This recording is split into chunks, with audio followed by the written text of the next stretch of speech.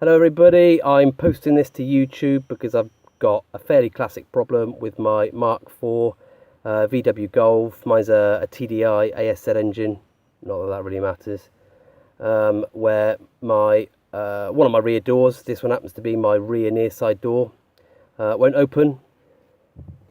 Doesn't open on the inside handle, it's kind of off at the moment, but it doesn't open on the handle. Doesn't open on the button, and it doesn't open on the outside handle either. Exactly the same thing happened on my rear offside door about 2 years ago. Cost me about 300 notes to get it sorted out. I basically took it to a VW specialist.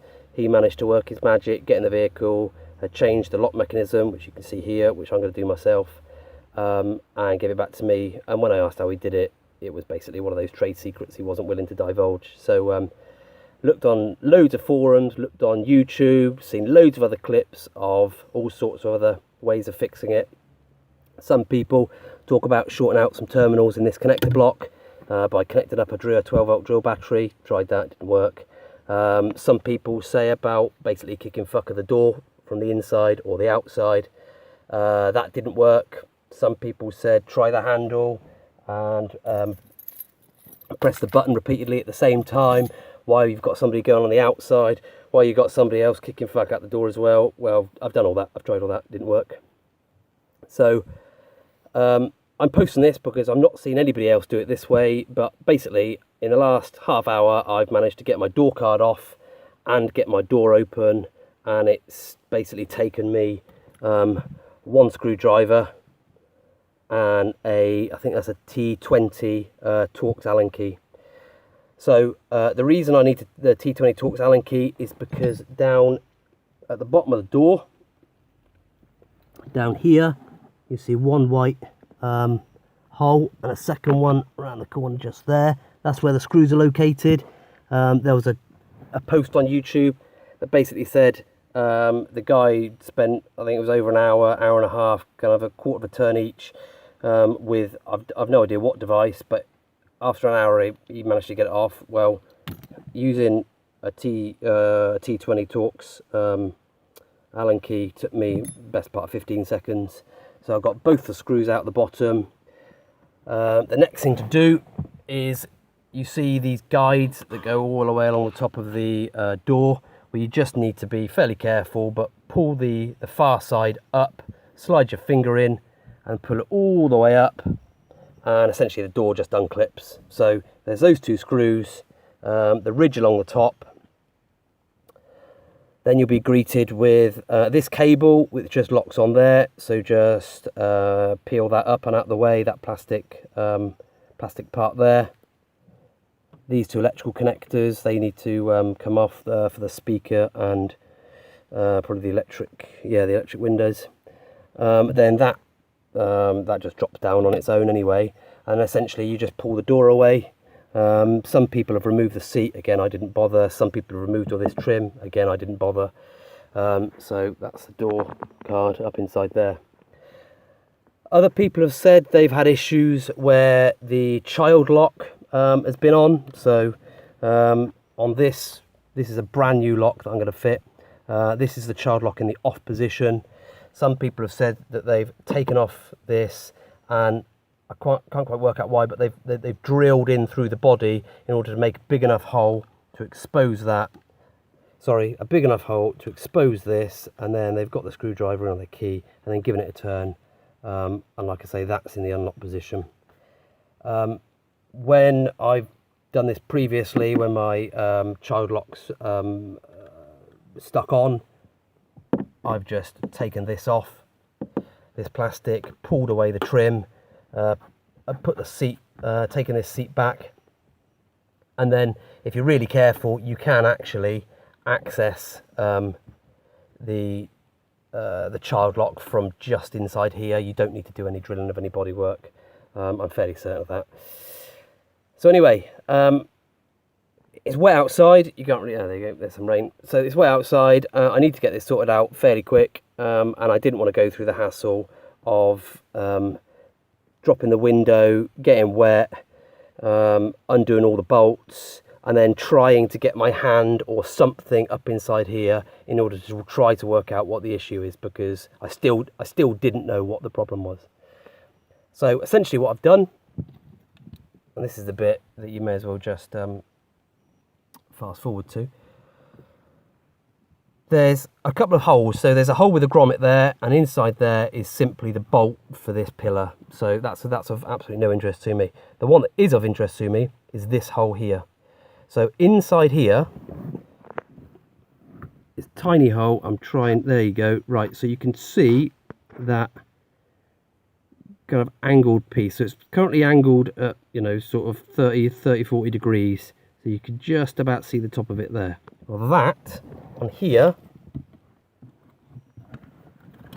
is, if I can set this up, what you're looking at is the top of this. Oh, stay still. Right, it's the top of this mechanism. And the reason I want to access that, and it was just by luck that looking through that hole I could see it, is I bought this as a brand new lock and basically sat playing with it for about 10 minutes to work out what did what. So if I just quickly run you through it.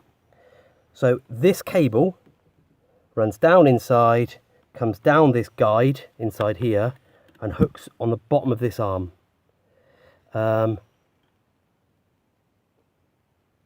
This, I think, hooks on to the top of this plastic arm here. Now, I've not taken the door apart, that's just my guess. And the reason I know that is because when I wobble this arm, I can see this move. Likewise, when I wobble this, I can see this move. So again, just my engineering judgment.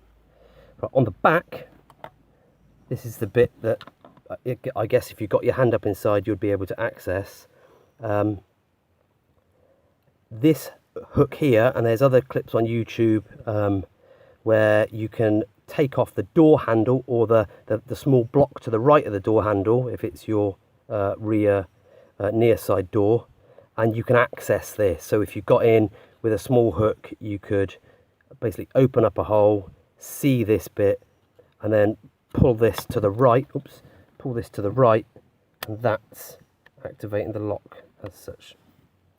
However, I couldn't open a door in order to remove the plastic block to the right of the handle. So the only bit I could work with was what I could see through that really small, probably 10mm at most, aperture there. So like I say, I could see the top of this arm, and I could also see a really small gap. So I knew that this plastic piece and this arm were roughly in this position, and I know that because I can also see in through the hole this kind of shape, this drop down curved shape here. So I was fairly confident that the lock was in this position. Now if I demonstrate how the lock works, like I said, it took about 10 minutes playing with a brand new lock.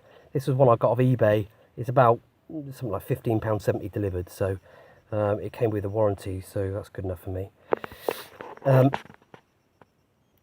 So when the door locks, it does something like that, and then when you double lock it, that arm goes over like so.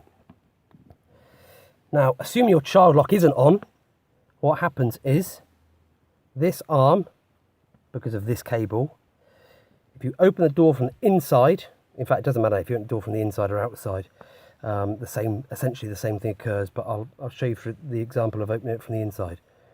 So the cable's connected on here, this moves up like so,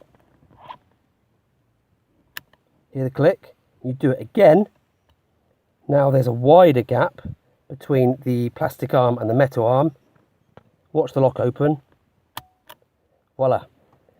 So I knew that in order for me to be able to open the door, I needed this gap to be what, roughly 3/4 of an inch, kind of 2 and a bit centimeters.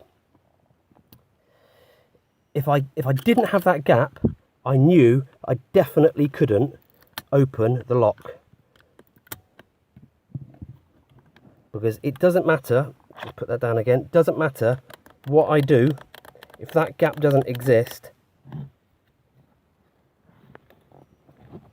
let's see if I can do it on the back. If that gap doesn't exist, doesn't matter what I do,